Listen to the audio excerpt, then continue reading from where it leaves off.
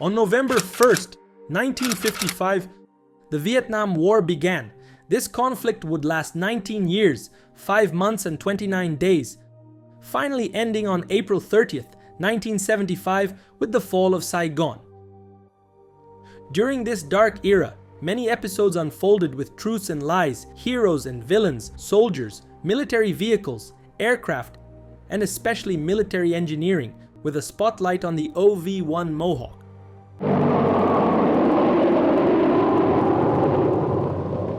In 1968, Captain Ken Lee and his co-pilot were flying their OV-1 Mohawk at 610 meters altitude over the dense jungle south of the demilitarized zone.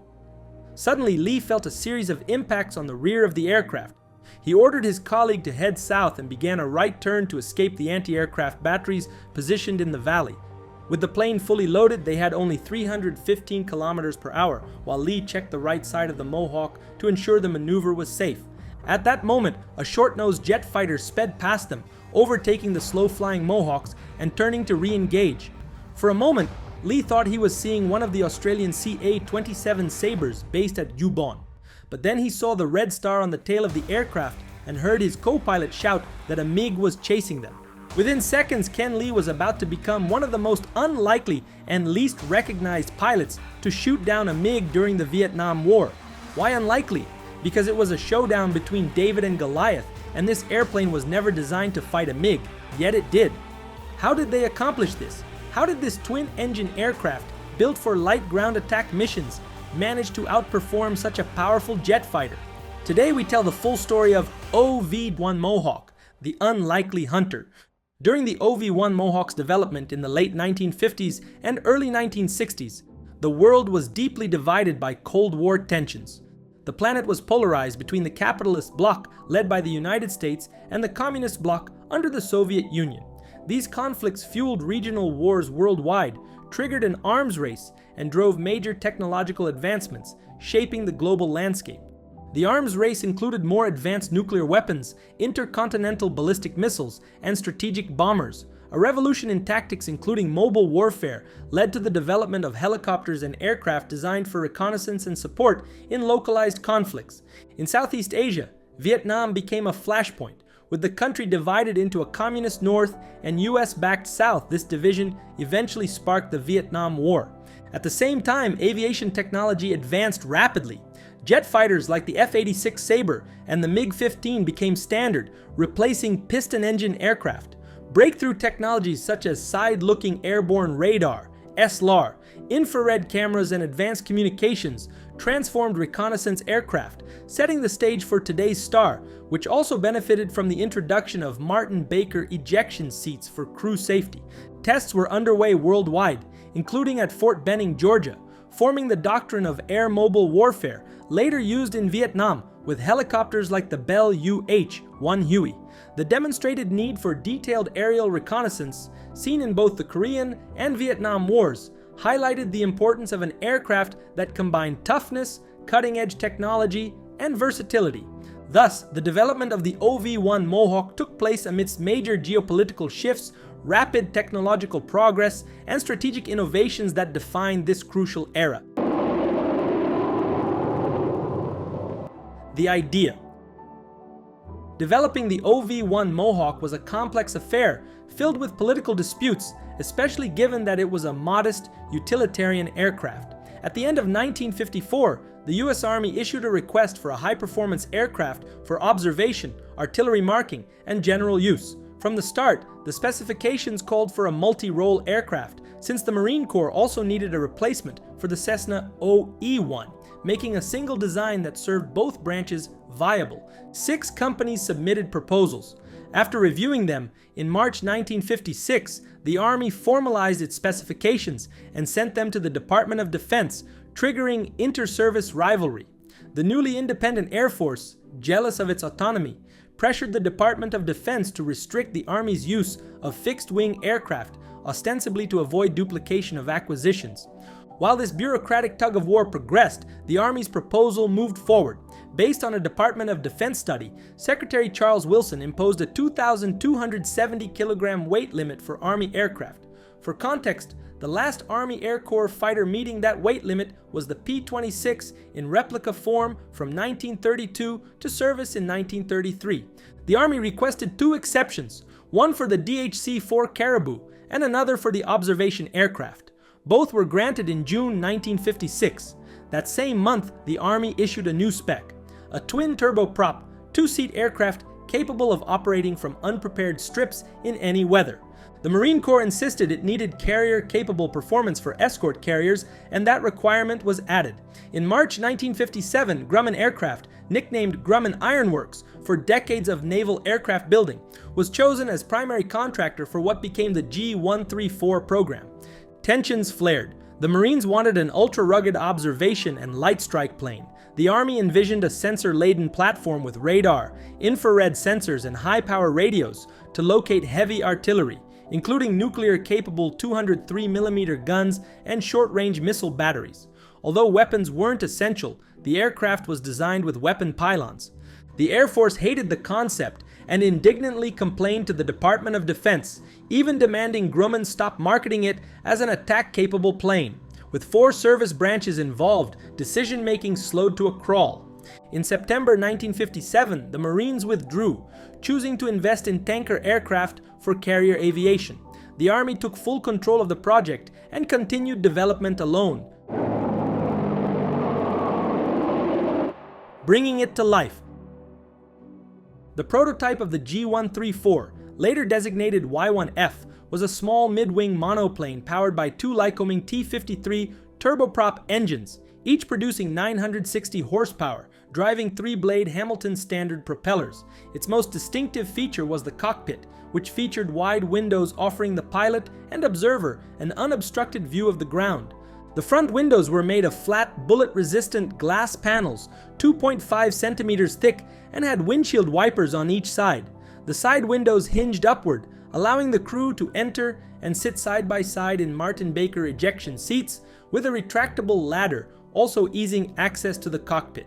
However, the ejection system caused problems during early tests. The navigator was ejected first, which unbalanced the aircraft, causing the pilot to be launched at a less optimal angle. Modifications to the ejection sequence eventually solved this issue. At this stage, the prototype model featured a high T-tail, but wind tunnel tests revealed it would be impossible to maintain aircraft stability with one engine out in this configuration unless powered controls were added. Since that would increase weight, complexity, and cost, the G-134 was redesigned with its now iconic triple vertical tail, becoming the YA-01X. This redesign was so complex that it took nearly 2 years to build the first fully functional prototype. Interestingly, this change also significantly reduced the aircraft's forward radar cross-section, making the Mohawk one of the first low observable aircraft. The prototype took flight in April of 1959 and immediately demonstrated excellent flying characteristics, despite slightly heavy controls, something easily corrected. It was fully aerobatic, especially in roll maneuvers, had extremely short takeoff and landing distances, and good endurance with internal fuel. The aircraft carried 860 liters of internal fuel, allowing about 2.5 hours of mission time. External wing-mounted tanks held 570 liters each and were commonly used to extend range to as much as 4.5 hours. Instinctively, one might imagine the Mohawk as a relatively small aircraft, but it wasn't. Its size was comparable to the A-4 Skyhawk. The OV-1A measured 12.5 meters in length, with a wingspan slightly over 12.5 meters. Its empty weight was approximately 4,500 kilograms, and it could operate with a maximum load of 6,800 kilograms. Production aircraft were limited to a maximum speed of 478 kilometers per hour, with a service ceiling of 7,600 meters. In terms of performance, it was slower than a P-40E Warhawk, but had a faster climb rate. The Army Aviation Board was very pleased with the Y-1F and recommended it for production. Each unit cost approximately $435,000 in 1960, equivalent to around $4,538,589 today. Originally, it was to be named Montauk, after a Native American tribe near Grumman's Long Island base. However, the Army decided the Montauks weren't widely known or aggressive enough to name a military aircraft, and so the plane entered service in mid-1961 as the Mohawk.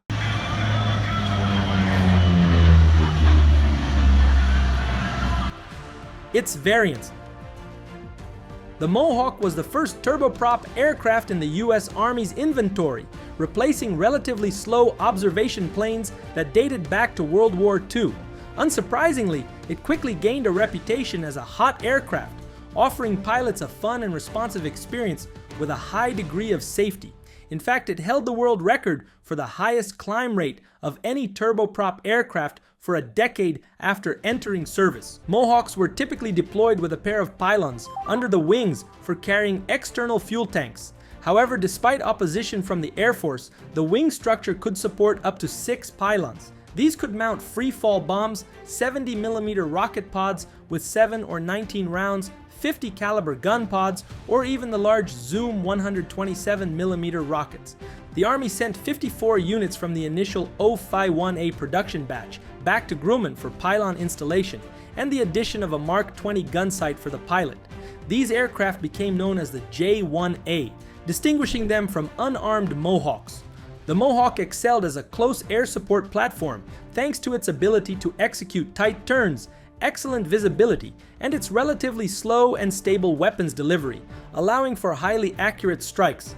Since it was often close to the front lines, the Mohawk's response time was far superior to that of tactical jets, which couldn't loiter over the area for long. It was also rugged, featuring self-sealing fuel tanks and substantial armor protection for the crew. The Army loved all of this. It was exactly what they wanted and what ground troops needed. On the other hand, the Air Force hated the Mohawk and continually pressured the Department of Defense to order the Army to give it up. Eventually, the DoD agreed, but not before the Mohawk's success in Vietnam further deepened the inter-service rivalry. An exception to the disarmament policy was the use of weapons for self-defense, which was a constant necessity for forward air controllers in Vietnam. This was ultimately accepted as valid justification. The first major variant of the aircraft was equipped with the Motorola AAPS-94 radar, a side-looking airborne radar, SLAR, housed in an asymmetrical 5.5-meter fiberglass pod under the right front fuselage. The first OV-1B models were deployed to South Korea in 1963 to monitor the demilitarized zone. The B model proved successful in Vietnam and was widely used to monitor the Ho Chi Minh Trail. Another basic Mohawk variant was the OV-1C, which used infrared sensors instead of radar. This became the most common version of the Mohawk, with 169 units built. In 1967, Grumman modified 2 OV-1Bs and 2 OV-1Cs as part of a highly classified program called Seymour, Southeast Asia Mohawk Requirement. The aim was to accelerate the development of 2 technologies: forward-looking infrared, FLIR sensors, and image intensifier night vision goggles. The Seymour aircraft were also equipped with radar warning receivers for protection, but their main purpose was to test optical systems for nighttime combat. The total project cost was around $6 million, approximately $1.2 million per aircraft, excluding equipment. The final Mohawk version to enter production was the OV-1D, featuring more powerful T-53L71 engines, improved avionics, and interchangeable mission pallets, allowing the aircraft to switch between infrared and radar configurations in about 1 hour. It also had additional cameras, including a panoramic unit mounted in the nose. The D model's cockpit was redesigned, replacing the central instrument panel with a system known as VIDS, Vertical Instrument Display System. The first 4 OV-1Ds were prototypes converted from existing airframes, with the first flight occurring in 1969. They were followed by 37 newly built aircraft, with the last one delivered in December of 1970. The OV-1D was a significantly more expensive aircraft, costing nearly $2 million, well above its predecessors.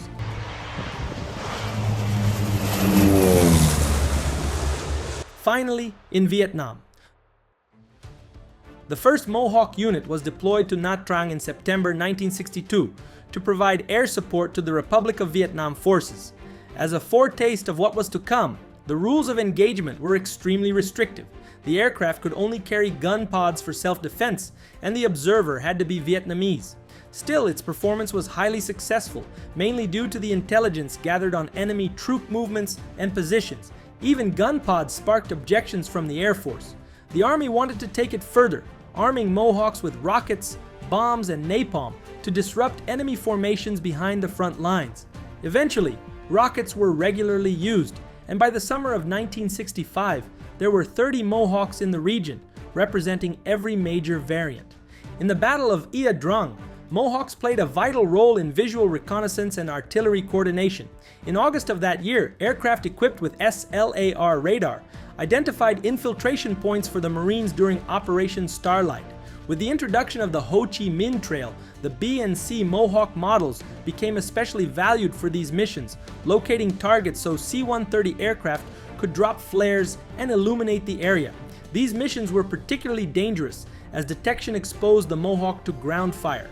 Pilots flew at an altitude of 150 meters or less, descending as close as possible to the ground for low-level searches. The infrared sensor mounted under the aircraft could cover a swath approximately 500 meters wide. In the early morning hours, Mohawks operated in conjunction with B-57 Canberra light bombers from the Air Force, which remained on standby offshore.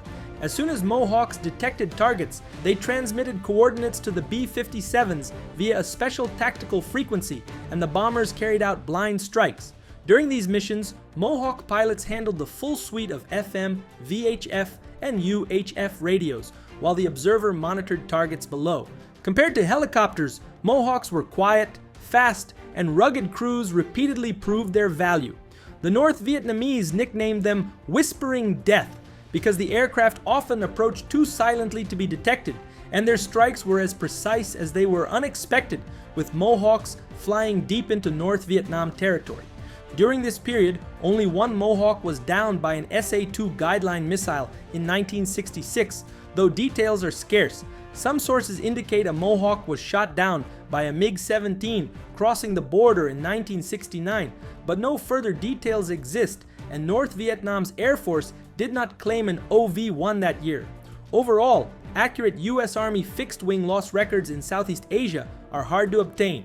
In total, 27 Mohawks were lost to enemy action, 25 to ground fire, and another 38 were destroyed in operational accidents. Nevertheless, the Mohawk had the highest availability rate of any US fixed-wing aircraft deployed in Southeast Asia.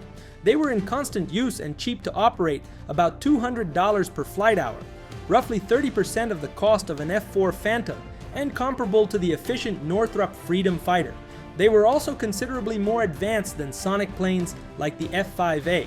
It was a specialized yet highly effective aircraft, meeting a need and proving to be a smart choice for its time and conflict.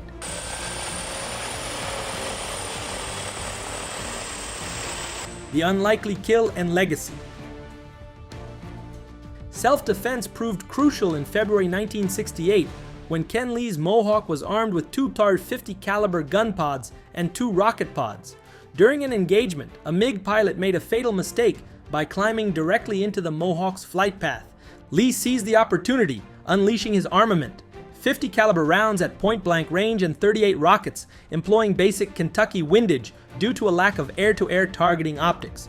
Numerous 50 caliber hits, and according to Lee, 4 70mm rockets struck the MiG's fuselage and wings.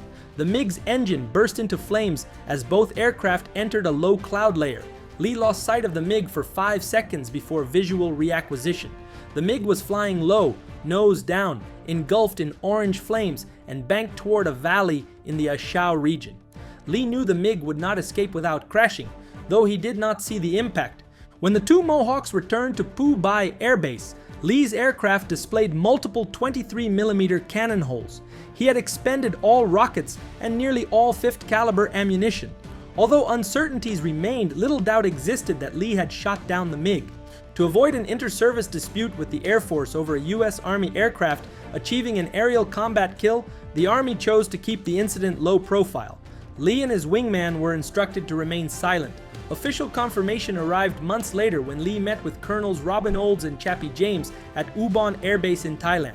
They privately informed him the kill had been confirmed, but would not divulge how.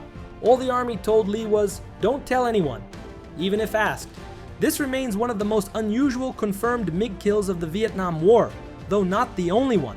About 9 months earlier, on May 1st, 1967, a squadron of A-4 Skyhawks launched from USS Bonhomme Richard to strike the Cap airfield north of Hanoi.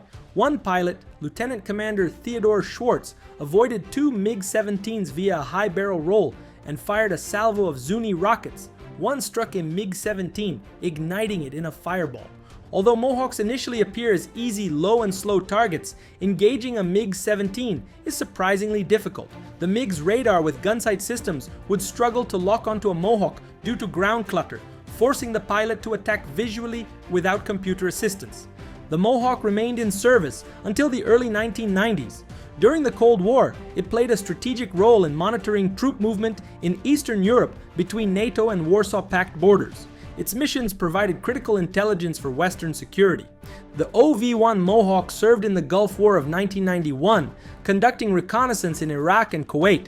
Despite aging, it proved its resilience and the effectiveness of its sensors in low-threat environments. Missions included troop monitoring, target identification, and attack guidance. Equipped with SLAR radar and infrared sensors, the Mohawk operated during nighttime and in sandstorms, gathering real-time data that influenced combat strategies. This marked its final major contribution before retirement in 1992. Previously, the Mohawk had been used for surveillance in the Middle East, monitoring borders and collecting intelligence during the Iran-Iraq War. Its ability to operate from improvised airstrips with flexible sensor loads made it indispensable for observing remote regions and safeguarding U.S. strategic interests. Exported to countries like Argentina, the Mohawk continued to demonstrate its versatility in surveillance and regional security operations, monitoring borders and assisting in anti-arms and anti-drug missions. Enjoyed this video? Subscribe is the first of many. See you soon.